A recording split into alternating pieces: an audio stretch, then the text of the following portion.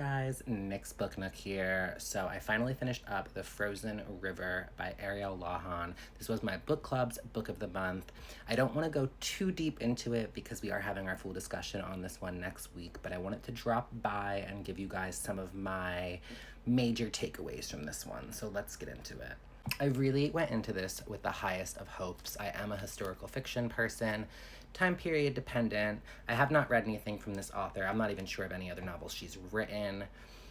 I'm not going to say that I think this was a bad novel by any means, okay, to start there. But I didn't necessarily think it was a good one either, okay? I rated it 3 stars, mainly because of the end. If the end didn't wrap everything up the way that it did, it probably would have been even lower.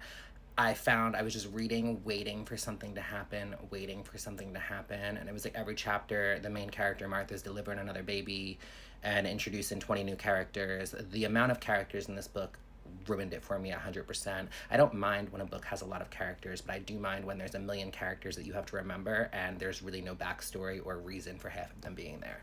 Really enjoyed the FMC of this, though. Martha Ballard, you could tell she's a boss, okay? So I'll give her props for that. Really did enjoy that one. Time period is not a time period that I would typically be interested in. So that maybe took away some points for me, but I enjoyed that aspect of the book a lot more than I initially thought. So going into it, I wasn't really super excited that it took place in the late 1700s, but I ended up being pleasantly surprised. That was not something that took away from my thoughts on the book at all, to be honest. Yeah, I mean, my biggest issue was the climax of the book, and I'm not going to give any spoilers here. You're waiting to find out who did something, who committed this crime throughout the book. You finally find out, and I guess my issue with it was the person who got killed, not really a spoiler, it's like chapter 1, nobody liked. So I found myself not really caring who killed the person. I kind of wanted to give them a high five.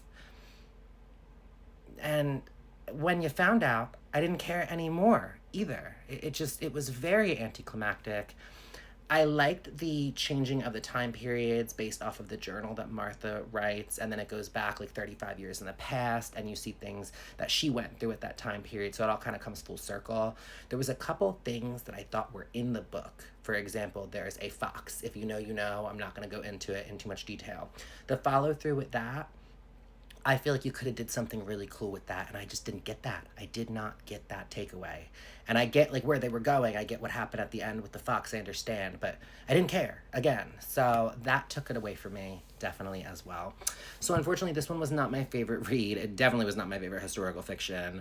A lot of people loved this book. If you did, I do want you to let me know why in the comments. What about it did you most enjoy? If you didn't like it, let me know why in the comments. Some people were telling me, like, this is better than The Nightingale. Okay, I don't know what y'all are on. And listen, everybody has their opinion.